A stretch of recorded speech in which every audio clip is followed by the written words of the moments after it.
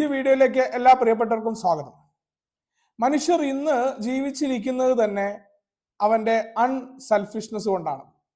പലപ്പോഴും നമുക്കുണ്ടാകുന്ന ഒരു ചിന്ത, സെൽഫിഷായ മനുഷ്യർ എങ്ങനെയാണ്, അല്ലെങ്കിൽ സെൽഫിഷ് ജീനുകളുടെ കൈമാറ്റത്തിലൂടെയാണ് മനുഷ്യർ ഉണ്ടാകുന്നത്, അല്ലെങ്കിൽ ഏതൊരു ജീവിവർഗവും നിലനിൽക്കുന്നതെന്ന് പറയുമ്പോൾ എങ്ങനെയാണ് അൺസെൽഫിഷ് ആയിട്ടുള്ള രീതി മനുഷ്യർക്കുണ്ടായത്. ഇതിന്റെ കഥ പറയുന്ന ഒരു പുസ്തകമുണ്ട്. അതിന്റെ പേര് അൺടു അതേഴ്സ് എന്നാണ്. ഇത് എലിയോട്ട് സോബറും ഡേവിഡ് സ്ലോൺ വിൽസൺ എന്ന് പറയുന്ന അമേരിക്കയിലെ ഒരു എവല്യൂഷണറി ബയോളജിസ്റ്റും കൂടി എഴുതിയ ഒരു പുസ്തകമാണ്. ആ പുസ്തകത്തെക്കുറിച്ച് പറയാനല്ല ഞാനിവിടെ ഇരിക്കുന്നത്. നമുക്ക് എല്ലാവർക്കും മറ്റുള്ള ആളുകളുടെ സ്വാർത്ഥ ഉടമസ്ഥതയെക്കുറിച്ച്, അവരുടെ ഈഗോ സെൻട്രിക്കായ മനോഭാവത്തെക്കുറിച്ചൊക്കെ പരാതികളുണ്ട്. ആരാണ് അത്തരം ആളുകളെ ഇഷ്ടപ്പെടുക? നമ്മൾ പലപ്പോഴും അത്തരം ആളുകളെ ചൂണ്ടിക്കാണിക്കുകയും അതേപോലെ നമ്മുടെ ഉള്ളിൽ നമ്മുടെ ഈഗോ സെൻട്രിക്കായ, അതേപോലെ സെൽഫ് സെൻറ്റേർഡ്നെസ് അത് വളരെയധികം കൂടുകയും മറ്റുള്ളവർക്ക് ഉപദ്രവം ചെയ്യുന്ന ക്യാരക്ടർ നമ്മൾ ഉണ്ടാവും. അതിനെ പരിശോധിക്കാൻ നമ്മൾ തയ്യാറാകുന്നുണ്ടോ എന്നതാണ് ചോദ്യം. ഈ ലോകം തന്നെ അൺസെൽഫിഷ്നെസ്സിന് വേണ്ടി നിലനിൽക്കുന്നു. ഒരേ സമയം സെൽഫിഷായിരിക്കാനും അതേസമയം അൺസെൽഫിഷ്നെസ് പ്രാക്ടീസ് ചെയ്യാനും മനുഷ്യന് പറ്റുന്നു എന്നുള്ളതാണ് ഇന്ന് നമ്മൾ ഇവിടെ നിലനിൽക്കുന്നതിന്റെ ആധാരം. നമുക്കും അത് തന്നെയാണ്. മറ്റുള്ളവർ നമ്മളെ കരുതുമ്പോൾ അല്ലെങ്കിൽ നമ്മൾ അവരുടെ കുറ്റങ്ങൾ പറയാറുണ്ട്. അവർ ആ രീതി പരിഗണിക്കുന്നതല്ല, ഭയങ്കര സെൽഫിഷാണ്. ആരും ഇഷ്ടപ്പെടുന്നില്ല സെൽഫിഷായ മനുഷ്യരെ കുറിച്ച്. അവിടെ നമുക്ക് ആ പരിശോധനയിലേക്ക് ഒന്ന് പോകാം. ഏതൊക്കെയാണ് അത്തരത്തിലുള്ള, നമ്മൾ നോർമലായി മനുഷ്യർക്ക് വേണ്ട സെൽഫിഷ് ഉണ്ട്, ഇവിടെ അതിനെക്കുറിച്ചൊന്നുമല്ല.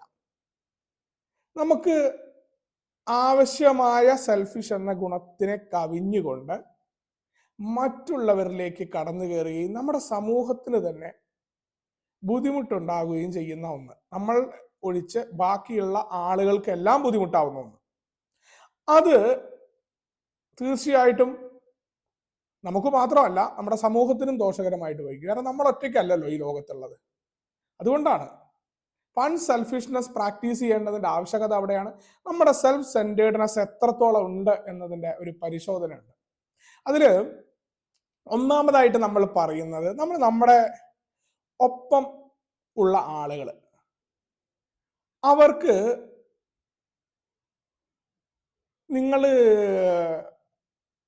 ആരാണോ ഉള്ളത് അവർക്ക് സന്തോഷം ഉണ്ടാവുന്നുണ്ടോ എന്ന ചോദ്യമുണ്ട്.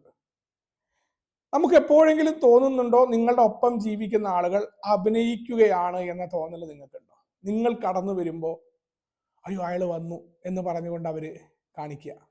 ഭാര്യയാണെങ്കിലും മക്കളാണെങ്കിലും, മക്കൾ പഠിക്കുന്നുണ്ടാവില്ല, സ്വാഭാവികമായിട്ടുള്ള കാര്യങ്ങളല്ല. എപ്പോഴും ഒരു ഭയം നിറഞ്ഞ അന്തരീക്ഷം നമ്മുടെ വീട്ടിലുണ്ടാവുക. നമ്മളെ കാണുമ്പോൾ നമ്മൾ ഉള്ളിന്റെ ഉള്ളിലെങ്കിലും ഇത് ഇഷ്ടപ്പെടുന്നുണ്ട്, നമ്മുടെ അധികാരഭാവം. കാരണം നമ്മൾ ഇതിന്റെ തലവനാണ് എന്ന ആ ഭാവമാണ്. അത് നമ്മുടെ സ്വാർത്ഥ ഉടമസ്ഥതയുടെ പരിശോധനയാണ്. നമുക്ക് സ്വയം പരിശോധിക്കാം. അങ്ങനെയാണെങ്കിൽ നമ്മൾ പോകുന്നത് ശരിയായ ദിശയിലല്ല എന്നതാണ് ഒന്നാമത്തെ പരിശോധനയുടെ ഫലം. രണ്ടാമത്തെ പരിശോധന, നമ്മളെക്കുറിച്ച് നമ്മളുടെ കുറ്റങ്ങൾ നമ്മുടെ കുടുംബത്തിലുള്ള ആളുകൾ, നമ്മുടെ ഏറ്റവും അടുത്ത സുഹൃത്തുക്കൾ, അവർ ചൂണ്ടിക്കാണിക്കുകയാണ് നമ്മുടെ ചില തെറ്റുകളെ കുറിച്ച്. ആ ചോദ്യങ്ങൾ കേൾക്കുമ്പോൾ നമുക്ക് അസ്വസ്ഥത ഉണ്ടാവുന്നുണ്ടോ? അങ്ങനെ അസ്വസ്ഥത ഉണ്ടാവുകയും ഈ ചോദ്യം ചോദിച്ച ആളോട് അയാളുടെ, നിങ്ങൾ എങ്ങനെയാണ്, ഈ കുട്ടികളുടെ ഒരു രീതിയുണ്ട്, കുട്ടിയോടൊരു കാര്യം ചെയ്യാൻ പറയുമ്പോൾ നിങ്ങൾ അത് ചെയ്യാറുണ്ടോ, നിങ്ങൾ എന്താ മൊബൈൽ നോക്കുന്നതെന്ന് ചോദിക്കുന്ന പോലെ നമ്മൾ മുതിർന്നിട്ടും നമ്മളോട് ചോദ്യം ചോദിക്കുന്ന ആളുടെ ചോദ്യത്തെ ഇഷ്ടപ്പെടാതെ എതിർ ചോദ്യം ചോദിച്ചുകൊണ്ട് അയാളെ നിശബ്ദരാക്കാൻ നിങ്ങൾ ശ്രമിക്കാറുണ്ടോ? അങ്ങനെ ശ്രമിക്കുന്നുണ്ടെങ്കിൽ നിങ്ങൾക്കൊരു കാര്യം ഉറപ്പിക്കാം, നിങ്ങളുടെ ഉള്ളിൽ ഒരു കുഴപ്പമുണ്ട്. നിങ്ങൾ ഈഗോ സെൻട്രിക്കായ സെൽഫ് സെൻറ്റേർഡ്നെസ് ഉള്ള ഒരു വ്യക്തിയാണ്. പിന്നീട് മൂന്നാമതായിട്ട്, നമ്മളൊരു കൂട്ടത്തിൽ നിൽക്കുകയാണ്, അല്ലെങ്കിൽ കുടുംബത്തിലായിക്കോട്ടെ, ഒരു യാത്ര ചെയ്യുമ്പോൾ, സമൂഹത്തിലെ സുഹൃത്തുക്കളുടെ ഇടയിൽ, അവിടെ എല്ലാം നമുക്ക് ഇഷ്ടമുള്ള ടോപ്പിക്ക് പറയുക. ആ ടോപ്പിക്കിലേക്ക് മറ്റുള്ളവരും വരണം എന്ന ആഗ്രഹം നമുക്കുണ്ടാവുന്നുണ്ടോ? കാരണം ഏറ്റവും പ്രധാനമായിട്ട് കൂട്ടത്തിൽ വേറിട്ട ശബ്ദമാണ് എൻ്റേത് എന്ന തോന്നൽ. എനിക്കൊരു അല്പം പരിഗണന കൂടുതൽ വേണം അല്ലെങ്കിൽ ഉണ്ട് എന്ന് സ്വയം കേന്ദ്രീകൃതമായിട്ട് കരുതാണ് കൂട്ടത്തിന്റെ തലപ്പത്തെത്തുക എന്നുള്ളതാണ്. ഏതൊരു സമയവും ആളുകൾ ഞാൻ വിചാരിച്ച പോലെ സംസാരിക്കണം എന്നാണ്. അപ്പൊ എന്റെ താല്പര്യം ആവില്ല കുടുംബത്തിലുണ്ടാവും. പല താല്പര്യങ്ങളുള്ള മനുഷ്യരാണ്. അപ്പൊ പലപ്പോഴും ഇങ്ങനെ സോഷ്യൽ മീഡിയയിൽ കാണാറുണ്ട് ചില ആളുകൾ അത് ഭയങ്കര വിരസമായിട്ട്, കാരണം സാഹിത്യവും മറ്റു കാര്യങ്ങളൊക്കെ ഇഷ്ടമില്ലാത്ത ആൾക്കാരുണ്ടാവും. അവിടെ പോകുമ്പോൾ കൂട്ടത്തിൽ ബുദ്ധിജീവി കളിക്കില്ല. ആ ആളുകൾ എങ്ങനെയാണോ അവിടെ നിൽക്കുക എന്നുള്ളതാണ്. അവിടെ പോയിട്ട് നമ്മൾ അവിടുന്ന് വ്യത്യസ്തമായിട്ട് പോകല്ല. ആ യാത്ര തന്നെ പലപ്പോഴും രസകരമാകുന്നതിന് പകരം വിരസമായി പോകാൻ പറ്റും മറ്റുള്ളവർക്ക് എന്നുള്ളതാണ് മൂന്നാമത്തെ പരിശോധന. നാലാമത്തേത്, ആളുകള് അംഗീകരിക്കുക. മറ്റുള്ള ആളുകളെ അംഗീകരിക്കാൻ നമുക്ക് ബുദ്ധിമുട്ടുണ്ടാവുന്നുണ്ടോ? അവരൊന്നും അത്ര പോരാ എന്ന രീതിയിൽ നമ്മൾ കരുതുക. മറ്റുള്ള ആളുകളുടെ സ്വഭാവങ്ങൾ ശരിയല്ല, അവര് കുറെ കൂടിയൊക്കെ നന്നായിട്ടുണ്ടെങ്കിൽ ഈ ലോകം എന്ത് മനോഹരമായിരുന്നു. അവന് ഈ കുറവുണ്ട്, ഇവർക്ക് ഈ കുറവുണ്ട്, ഇവര് രാവിലെ പോകുന്ന രീതി ശരിയല്ല, അവന്റെ ഡ്രസ്സിങ് ശരിയല്ല എന്ന് തുടങ്ങി പരാതികൾ നിങ്ങൾ മറ്റുള്ളവർക്കെതിരെ പറയാറുണ്ട്. സ്വയം പരിശോധനയാണ് ഇതൊക്കെ. നമ്മൾ അതിങ്ങനെ പരിശോധിക്കുമ്പോൾ ആത്മാർത്ഥവും സത്യസന്ധവുമായിട്ട് നമ്മളോട് ചോദ്യം ചോദിക്കാനാണ്. ഏറ്റവും പ്രധാന പ്രശ്നം ഈ പരിശോധനയുടെ ഒരു കുഴപ്പം ഞാൻ പറയാം. ആദ്യം ഇത് പണ്ട് മറ്റുള്ളവർക്കുണ്ട് എന്ന് കണ്ടെത്താനായിരുന്നു എനിക്ക് താല്പര്യം. പക്ഷെ അതുകൊണ്ടൊരു കാര്യം ഉണ്ടായിരുന്നില്ല, എനിക്ക് സന്തോഷം കിട്ടിയില്ല. ഞാൻ എന്നാണോ ഈ പരിശോധന എന്നെ കണ്ടെത്തുന്നത് അപ്പൊ എനിക്ക് സന്തോഷം കിട്ടും. ആളുകൾ അത്ര പോരാ എന്ന തോന്നൽ എനിക്കുണ്ട്, മറ്റുള്ളവർ കുറെ കൂടിയൊക്കെ മാറണം എന്ന തോന്നൽ എനിക്കുണ്ടെങ്കിൽ എന്നിൽ സ്വാർത്ഥ കേന്ദ്രീകൃതമായ സ്വഭാവം ഉണ്ട് എന്നതാണ് അതിൻ്റെ അർത്ഥം. അഞ്ചാമത്തേത്, മറ്റുള്ളവര് നമ്മളെ നിയന്ത്രിക്കാൻ വരുന്നുണ്ട് എന്ന് തോന്നൽ വരിക. അവര് നമ്മളിലേക്ക് അടിച്ചേൽപ്പിക്കാനാണോ എന്ന് പറഞ്ഞ തോന്നൽ വരിക. അങ്ങനെ വരാറുണ്ടോ? അങ്ങനെ തോന്നൽ വരുമ്പോൾ അവരെ അടിച്ചിരുത്താനുള്ള പ്രവർത്തികളിലേക്ക് നിങ്ങൾ ഏർപ്പെടാറുണ്ടോ? അവരുടെ കുറ്റങ്ങൾ കണ്ടുപിടിച്ച് ഈ അത്ര വലിയ മാന്യനായിട്ട് എൻ്റെ അടുത്തേക്ക് വരണ്ട എന്ന് പറഞ്ഞ് അവന്റെ കുറ്റങ്ങൾ പറയാൻ. നേരെ മറിച്ച് തിരിച്ചു മാറാം. ഇത്തരം ആളുകളും നെഗറ്റീവായ ആളുകളൊക്കെ ചുറ്റുമുണ്ട്. പക്ഷെ അവരെ തിരിച്ച് അതേ നാണയത്തിൽ നിങ്ങൾ അടിക്കുമ്പോൾ നിങ്ങൾ സ്വാർത്ഥ കേന്ദ്രീകൃതരാണ് എന്ന് മനസ്സിലാക്കാൻ പറ്റും. ആറാമത്തേത്, നമ്മൾ ബുദ്ധിമുട്ടിയ വഴിയിലൂടെ കടന്നു വന്നു, അതുകൊണ്ട് മറ്റുള്ളവർ ബുദ്ധിമുട്ടണം എന്ന് നമ്മൾ പറഞ്ഞുകൊണ്ടിരിക്കാറുണ്ട്. അപ്പൊ നമ്മളുടെ ഓഫീസിലെ സഹപ്രവർത്തകരൊക്കെ ആണെങ്കിൽ പറയും, പണ്ട് ഞാനൊക്കെ അനുഭവിച്ച പ്രശ്നം നിനക്കില്ല എന്ന് പറഞ്ഞുകൊണ്ട്. ആ കാലഘട്ടം മാറി. മക്കളാണെങ്കിലും നമ്മുടെ ഭാര്യയാണെങ്കിലും ആരും ആയിക്കോട്ടെ, നമ്മൾ ബുദ്ധിമുട്ടി എന്നതിനർത്ഥം മറ്റുള്ളവർ ബുദ്ധിമുട്ടണം എന്ന ചിന്ത എത്ര തെറ്റായ രീതിയാണ് നമ്മൾ പരിശോധിച്ചു. നമുക്ക് അത്തരം ചിന്താഗതി ഉണ്ടോ? സത്യസന്ധമായിട്ട് നമ്മൾ നോക്കുമ്പോൾ നമുക്കതുണ്ടെങ്കിൽ നമ്മൾ സെൽഫ് സെന്റേർഡ്നെസ് ഉള്ള ആളുകളാണ് എന്ന് നമുക്ക് മനസ്സിലാക്കാൻ പറ്റും. അതേപോലെ മറ്റുള്ളവര് വിജയിക്കുന്നത് കാണുമ്പോൾ അവരുടെ കുറ്റങ്ങളൊക്കെ തോന്നുന്നുണ്ട്. ഇവൻ വിജയിച്ചത് കള്ളപ്പണം കൊണ്ടാണ്, അല്ലെങ്കിൽ മറ്റുള്ള നമ്മൾ ഈ ഇല്ലാ കഥകളൊക്കെ പറഞ്ഞുണ്ടാക്കാറുണ്ട്. അവരുടെ വിജയത്തിന്റെ പുറകെ നമുക്കറിയില്ല, നമുക്ക് ബോധ്യമില്ലാത്ത കാര്യങ്ങൾ, ഹവാല പണമാണ്, അല്ലെങ്കിൽ ഇവിടെ നിന്ന് അവനെ പറ്റിച്ച പൈസയാണ്, അറബിയെ പറ്റിച്ച പൈസയാണ്, ഇത്തരത്തിലുള്ള നമുക്ക് ബോധ്യമില്ലാത്ത വേറെ ആളുകൾ പറഞ്ഞ കഥകൾ പറയാം.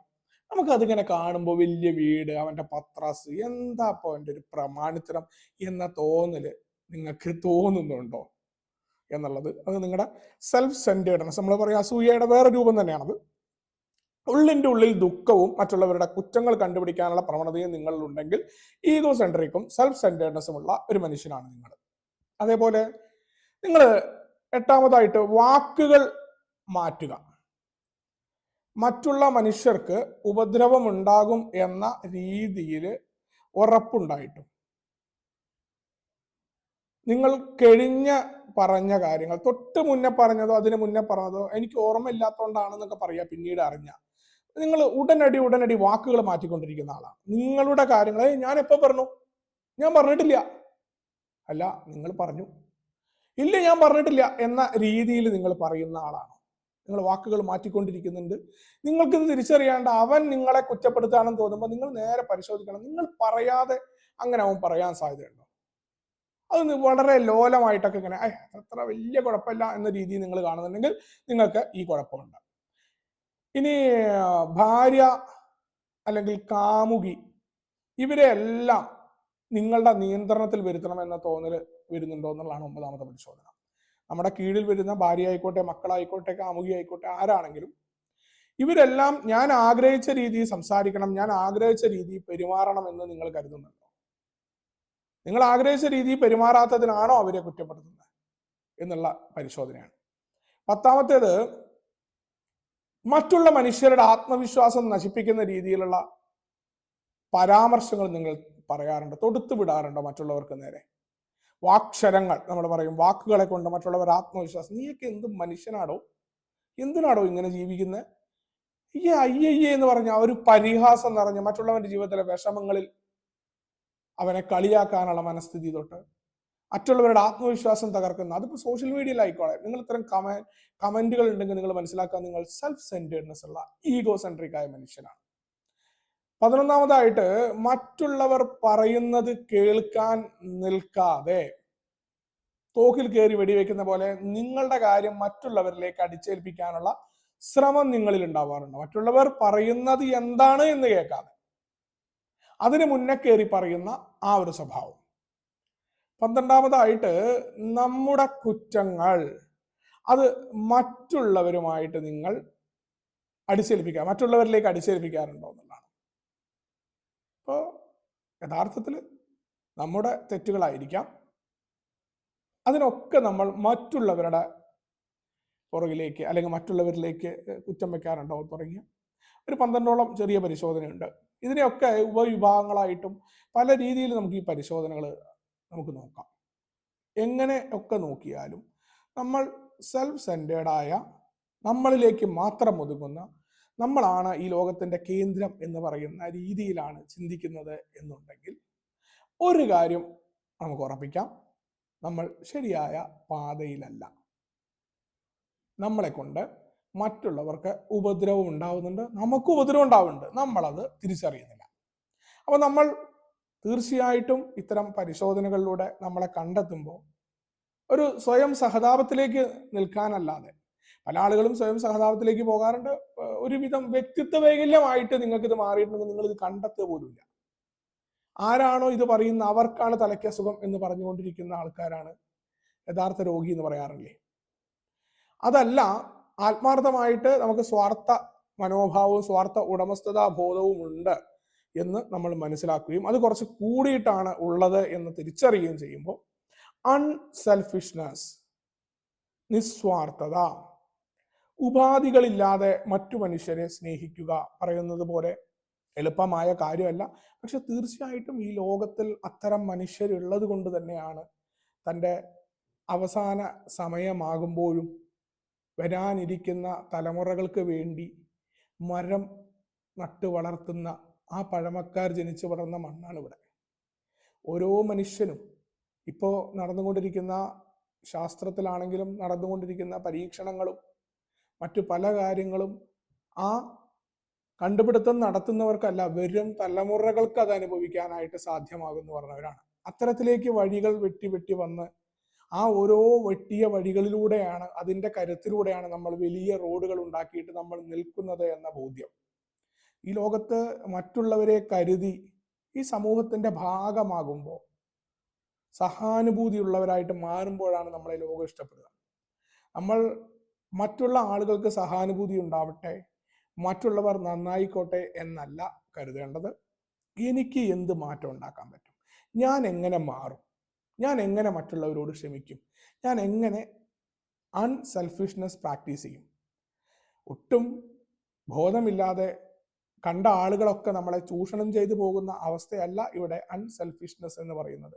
ചൂഷണങ്ങളില്ലാതെ യഥാർത്ഥ സഹായം ആവശ്യമുള്ള ആളുകളോട്, മറ്റു മനുഷ്യരോടുണ്ടാകുന്ന കരുതൽ, അത് ഒരു പേടിപ്പിക്കലിൻ്റെയും ഒരു കൊതിപ്പിക്കലിൻ്റെയും ഭാഗമായിട്ടല്ല. മനുഷ്യൻ വേറൊരാളോട് ചെയ്യേണ്ട കരുതലുകൾ നമ്മുടെ മുന്നേ കടന്നുപോയ ആളുകൾ ചെയ്ത അതേ രീതി തന്നെയാണ്, അത് ചെയ്യേണ്ടതാണ്. അവിടെ ആധുനിക മനുഷ്യനിലേക്കുള്ള യാത്ര അവിടെയാണ്. മറ്റുള്ളവരെ കരുതുകയും അപരന് ദുഃഖമുണ്ടാകുന്ന, അപരനെ വിഷമിപ്പിക്കുന്ന കാര്യങ്ങളിൽ നിന്ന് സ്വാഭാവികമായിട്ട് ഞാൻ എങ്ങനെ മാറി നിൽക്കുന്നു, എത്രത്തോളം മാറി നിൽക്കാനായിട്ട് എനിക്ക് സാധ്യമാണ്, അവിടെയാണ് ഞാൻ എന്ന മനുഷ്യനെ അടയാളപ്പെടുത്തുന്നത് എന്നതാണ്. അപ്പൊ അത് വളരെ കൃത്യമായിട്ട് നമുക്ക് പ്രാക്ടീസ് ചെയ്യാൻ പറ്റും. നമുക്കൊരു കുഴപ്പമുണ്ട് എന്ന ആ അറിവിൽ നിന്നുകൊണ്ട് നമുക്ക് കരുത്തുണ്ടാക്കിയെടുക്കാനും ആ കുഴപ്പങ്ങൾക്കെതിരെ പല സഹായങ്ങളും നമുക്ക് സ്വീകരിക്കാൻ പറ്റും. ആത്മാർത്ഥമായിട്ട് നിങ്ങൾ നിങ്ങളുടെ കുഴപ്പം തിരിച്ചറിയുകയാണെങ്കിൽ ഉടനടി നിങ്ങൾക്ക് മാർഗമുണ്ട്. തീർച്ചയായിട്ടും ആ പരിഹാരത്തിലേക്ക് നിങ്ങൾക്ക് എത്താൻ പറ്റുമെന്ന ആ ഒരു വിശ്വാസമാണ് എനിക്കുമുള്ളത്. നമുക്ക് അത്തരത്തിൽ അൺസെൽഫിഷായിട്ട് തന്നെ മറ്റു മനുഷ്യരെ കരുതിക്കൊണ്ട് തന്നെ ഈ ലോകത്തിൽ പ്രയത്നിക്കാമെന്ന് പറഞ്ഞുകൊണ്ട് എന്നെ കേട്ടിരുന്നതിന് നന്ദി പറഞ്ഞു നിർത്തുന്നു. Thank you.